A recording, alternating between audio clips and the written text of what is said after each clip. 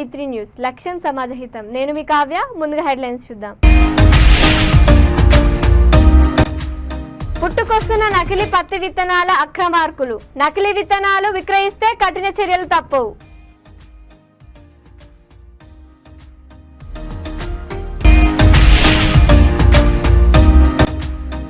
MLC ఎన్నికల్లో డబ్బులు పంచుతున్న కాంగ్రెస్ నేతలు. అడ్డుకున్న ఎమ్మెల్సీ అభ్యర్థి అశోక్ పై కాంగ్రెస్ నేతల దాడి.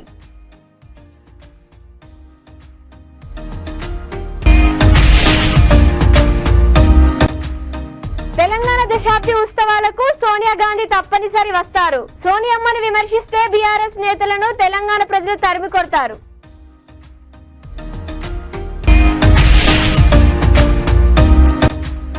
హిందూ ముస్లిం పేరిట మత రాజకీయాలు చేయడమే బీజేపీ ఎజెండా. బీజేపీ మరోసారి గెలిస్తే రాజ్యాంగం అంతమవుతుంది. బట్టి విక్రమార్క. పోలీసు అధికారులు పదే పదే హెచ్చరిస్తున్న నకిలీ విత్తనాల అక్రమార్కులు ఎక్కడో ఒక చోట పుట్టుకొస్తున్నారు. అమాయకపు రైతులను మోసం చేయడమే దందాగా ఎంచుకున్నారు. ఈ నేపథ్యంలో ఆదిలాబాద్ జిల్లా కేంద్రంలో నాసీ రకం పత్తి విత్తనాలకు కెమికల్తో రంగు కలిపి తయారు చేస్తున్న కేసులో సామ అశోక్ రెడ్డి, రాజేందర్ ఇద్దరి నిందితులపై పలు సెక్షన్ల కింద కేసులు నమోదు చేసి రిమాండ్ కు తరలించినట్లు డీఎస్పీ జీవన్ రెడ్డి తెలిపారు. కొమరం భీం ఆసిఫా జిల్లా చింతలమానేపల్లి మండలం డబ్బా గ్రామ శివారులో 8,12,000 విలువగల 3 క్వింటాల నకిలీ పత్తి విత్తనాలను పట్టుకున్నట్లు task force CI Rana Pratap తెలిపారు.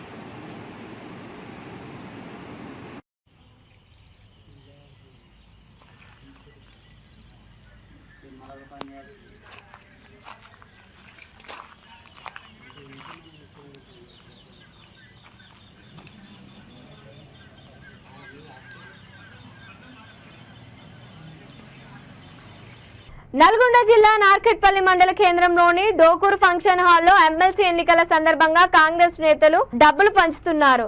అడ్డుకునేందుకు వెళ్లిన ఎమ్మెల్సీ అభ్యర్థి అశోక్ పై కాంగ్రెస్ నేతలు దాడికి దిగారు. జరుగుతున్న తంతును వీడియో రికార్డ్ చేస్తున్న మీడియా సిబ్బందిపై దాడి చేసి కెమెరాలు, సెల్ ఫోన్లు ధ్వంసం చేశారు. పరిస్థితి ఉద్రిక్తంగా మారింది.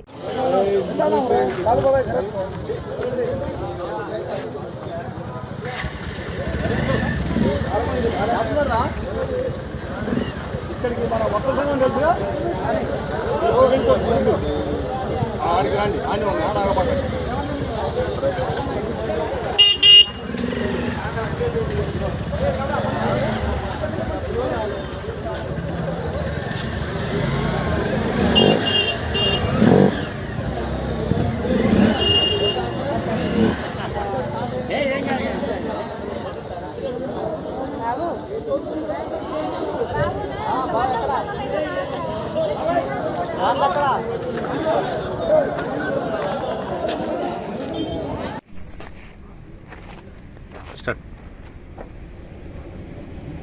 మాట్లాడండి.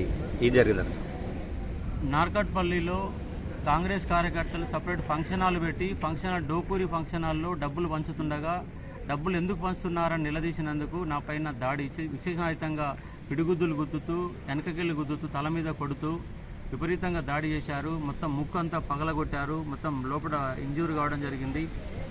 అదే మాదిరిగా అమ్మనా బూతులు తిట్టారు.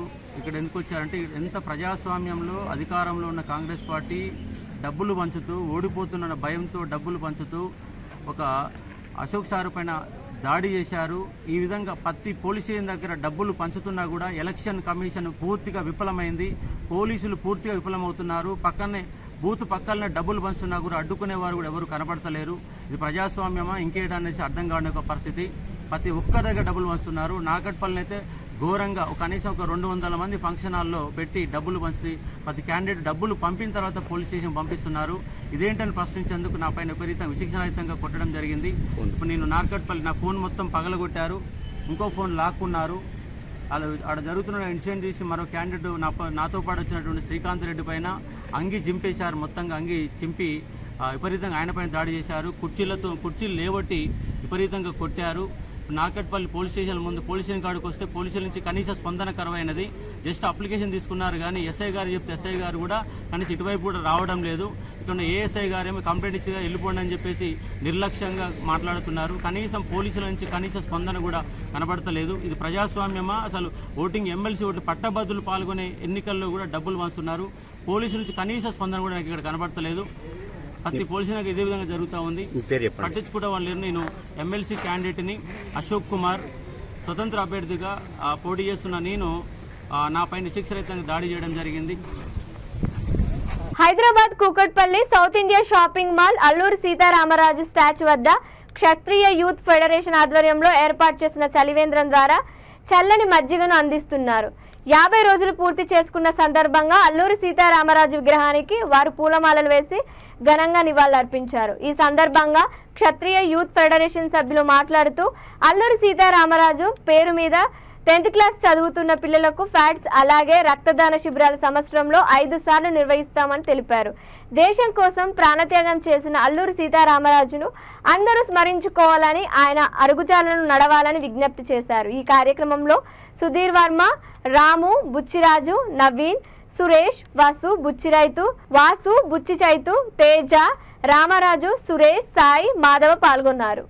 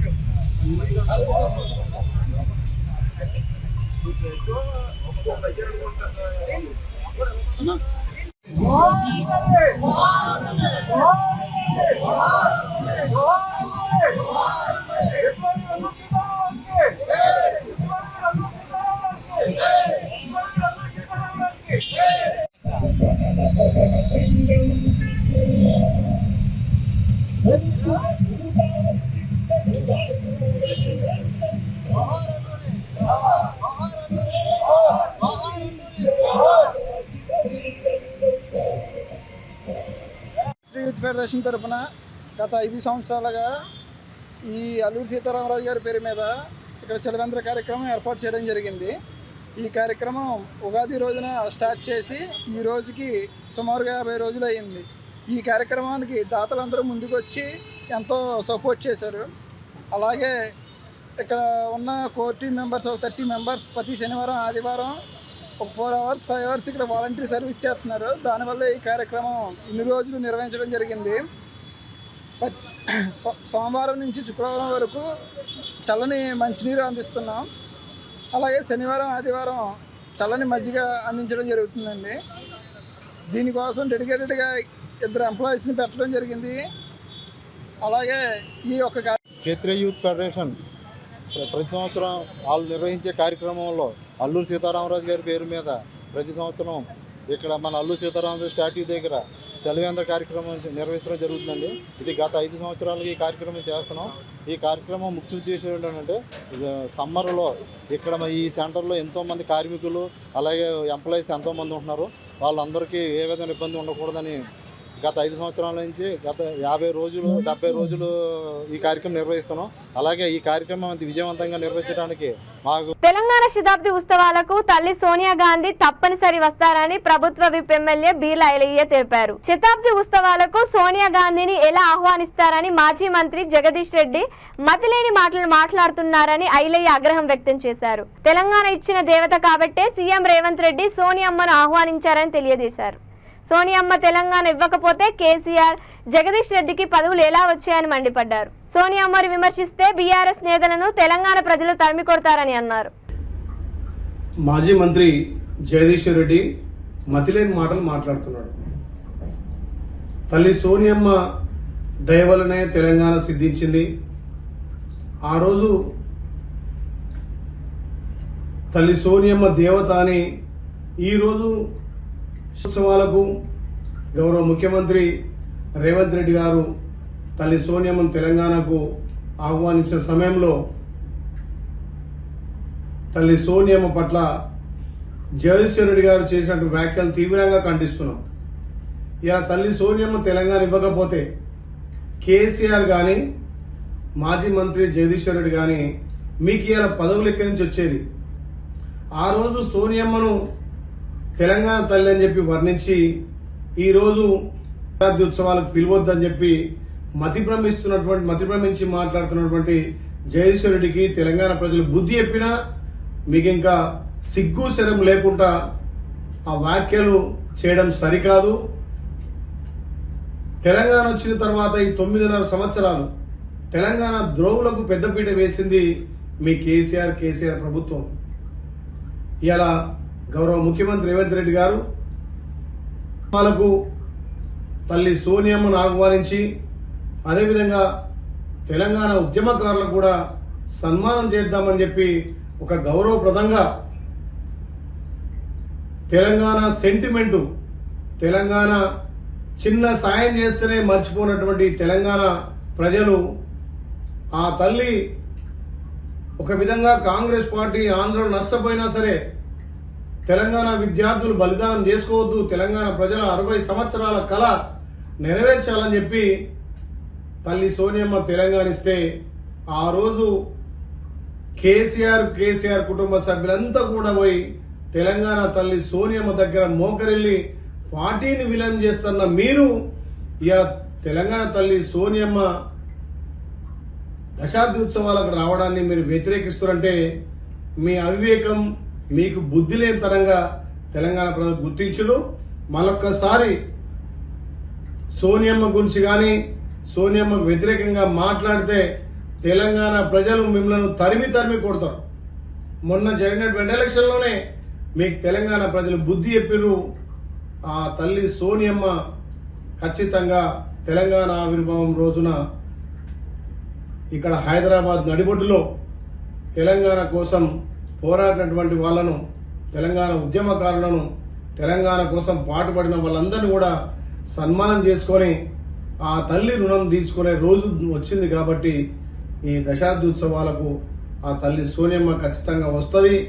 ఆ తల్లిని ఆహ్వానిస్తుంది. తెలంగాణ రాష్ట్రంలో ఉన్న బోధన ఆసుపత్రిలో 20 ఏళ్లుగా విధులు నిర్వహిస్తున్న వైద్యులను ప్రభుత్వం వెంటనే బదిలీ చేయాలని తెలంగాణ ప్రభుత్వ వైద్యులు డిమాండ్ చేశారు. ఈ మేరకు కోటిలోని డిఎంఈ కార్యాలయంలో డిఎంఈని కలిసి వినతి పత్రం అందజేశారు. ఈ సందర్భంగా వైద్యులు మీడియాతో మాట్లాడుతూ కొందరు వైద్యులు అసోసియేషన్ ముసుగులో బదిలీ కాకుండా ఒకే చోట విధులు నిర్వహిస్తున్నారని, వారిని గత ప్రభుత్వాలు పట్టించుకోపోవడంతో వారి ఆగడాలు మితిమీరిపోయాయని అన్నారు. ఈ విషయంలో ప్రస్తుత ప్రభుత్వం వైద్యుల బదిలీలను వెంటనే ప్రారంభించాలని డిమాండ్ చేశారు.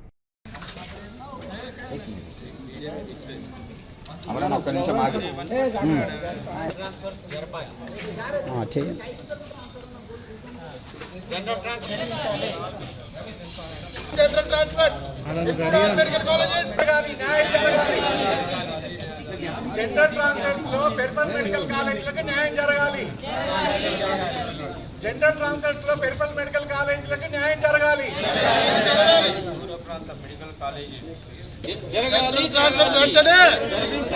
జనరల్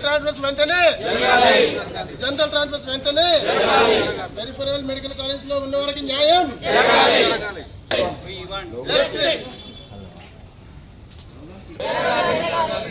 పెరిఫెరల్ మెడికల్ కాలేజ్ వైద్యులకు పెరిఫెరల్ ఇక్కడ ఈరోజు తెలంగాణ వ్యాప్తంగా ఉన్న ఆల్ మెడికల్ కాలేజ్ ప్రభుత్వ వైద్యులం ఇక్కడ మీట్ కావడం జరిగింది.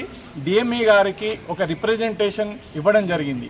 అది ఏంటంటే గత ప్రభుత్వం నూతనంగా ఎన్నిక కాబడిన ప్రభుత్వం జనరల్ ట్రాన్స్ఫర్స్ జూన్లో నియమిస్తాము అని ప్రకటించడం జరిగింది.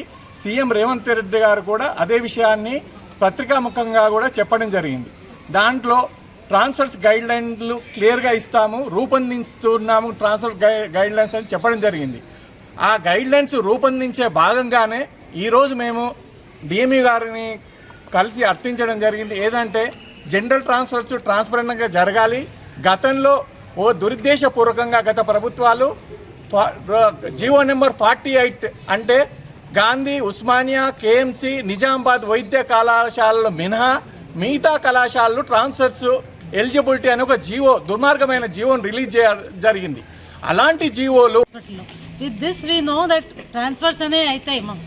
బట్ ఎట్లా అవుతున్నాయంటే ట్రాన్స్ఫర్స్ పెరిఫెరల్ కాలేజ్లో చేరితే మాకు సెంటర్లో వచ్చే పరిస్థితి లేకుండా ఇప్పుడు 6 years నుంచి లేవు ట్రాన్స్ఫర్స్. ఇది ముందు తెచ్చాము డిఎంఈకు. అండ్ డిఎంఈ మేడం చాలా పాజిటివ్గా మమ్మల్ని రిసీవ్ చేసి మాకు అష్యూర్ చేశారు. మేడం కూడా ఈ ట్రాన్స్ఫర్లో ఉన్న లూప్ హోల్స్ తెలుసు. ఇప్పుడు స్పౌస్ ఫ్యాక్టర్ అది ఇది పెట్టుకొని రిపీటెడ్గా సెంటర్లో ఉండేవాళ్ళు ఇక్కడే ఉంటున్నారు ఉస్మానియా గాంధీలో. అండ్ ఇప్పుడు మా కలీగ్ చెప్పినట్టు ఇట్లా జీవోస్ కూడా వచ్చినాయి. జీవో 48 అనేది చాలా దుర్మార్గమైన జీవో. ఇప్పుడు మేము అడిగేది ఏమంటే 6 years తర్వాత ట్రాన్స్ఫర్స్ అవుతున్నాయి కాబట్టి ఈ ట్రాన్స్ఫర్లో మాత్రం క్యాప్ ఉండకూడదు. ఇప్పుడు 20%, 40% ఇట్లా క్యాప్స్ ఉండకూడదు. ఎందుకంటే 6 years నుంచి ఇప్పుడు మనలో చాలామంది లేడీస్ మేము ఫ్యామిలీస్ ఇక్కడ ఉంటున్నాయి. ప్రతి వీక్ పోయి వస్తాము, ఒక్కొక్కసారి 2 weeks 3 weeksకి ఆదిలాబాద్. ఇప్పుడు నేను ఐఎమ్ వర్కింగ్ ఇన్ మంచిర్యాల్. ఇట్లా పరిస్థితుల్లో మేము అడిగేది హిందూ ముస్లింల పేరిట మత రాజకీయాలు చేయడం తప్పు. బీజేపీకి మరో ఎజెండా లేదని డిప్యూటీ సీఎం బట్టి విక్రమార్క ఆరోపించారు. పంజాబ్ రాష్ట్రంలోని ఫరీద్కోట్ లోక్సభ నియోజకవర్గం పరిధిలోని మొగ, ధర్మకోట్ అసెంబ్లీ నియోజకవర్గాల పరిధిలో ఆయన పలు సమావేశాల్లో పాల్గొని ఎన్నికల ప్రచారం నిర్వహించారు. ప్రజాస్వామ్యాన్ని, దేశ రాజ్యాంగాన్ని కాపాడేందుకే ఇండియా కూటమి ఏర్పడిందని, దానికి అనుగుణంగా పోరాడుతోందని బట్టి విక్రమార్క వివరించారు. బీజేపీ మరోసారి గెలిస్తే రాజ్యాంగం అంతమవుతుందని, అప్పుడు దేశంలో ప్రభుత్వ రంగ సంస్థలు ఉండవు, ద్రవ్యోల్బణం, ధరలు పెరుగుతాయి, రిజర్వేషన్లు రద్దు చేస్తారని తెలిపారు. ఈసారి లోక్సభ ఎన్నికల్లో ఇండియా కూటమి అభ్యర్థులకు ఓటు వేసి గెలిపించాలని బట్టి విక్రమార్క కోరారు. मैं तेलंगाना से आया हूँ. कांग्रेस पार्टी में ऑर्गेनाइजेशन से आया हूँ. स्टूडेंट लीडर्स से यूथ कांग्रेस में थे और मेन कांग्रेस में भी थे. अभी गवर्नमेंट में डिप्यूटी चीफ मिनिस्टर. मैं वहां से पंजाब में इलेक्शन चल रहा, कांग्रेस पार्टी ने मुझे एक बार पंजाब जाके काम करना, तो मैं बोला ठीक है मैं जाऊंगा, जिधर कांग्रेस है उधर जाऊंगा.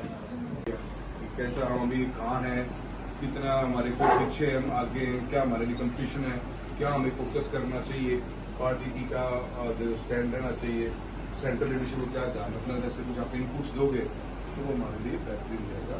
यही हमारा मकसद है जी. कोई भाषणबाजी वाली बात ही नहीं.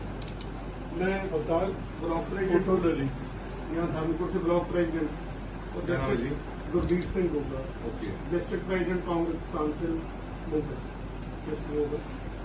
सबसे बड़ी बात है जो हमारे मोगा डिस्ट्रिक्ट के लिए, एक साढ़े साबका एमएलए है और साबका एमएलए महेश सिंह निहाल सिंह वाला, और एक्स डिस्ट्रिक्ट प्रेसिडेंट भी है कांग्रेस की.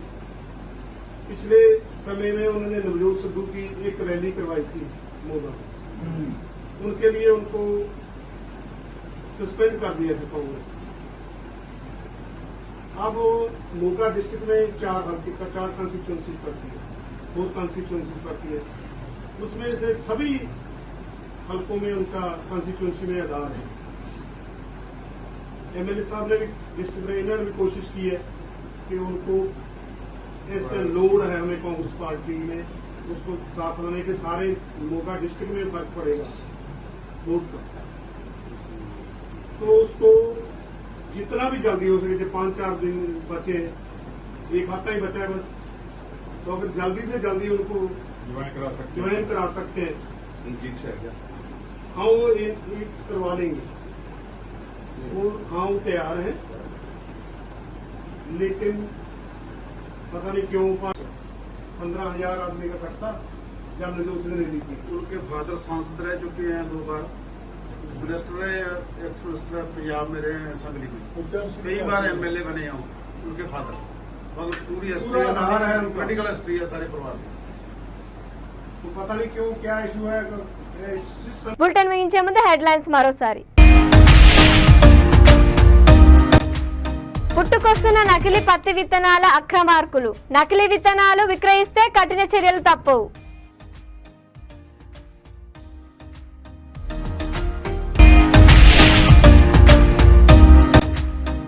ఎమ్మెల్సీ ఎన్నికల్లో డబ్బులు పంచుతున్న కాంగ్రెస్ నేతలు, అడ్డుకున్న ఎమ్మెల్సీ అభ్యర్థి అశోక్ పై కాంగ్రెస్ నేతల దాడి.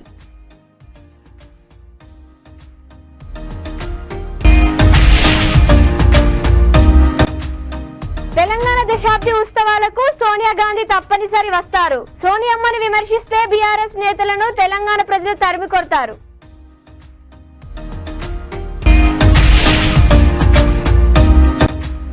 హిందూ ముస్లిం పేరిట మత రాజకీయాలు చేయడమే బీజేపీ ఎజెండా.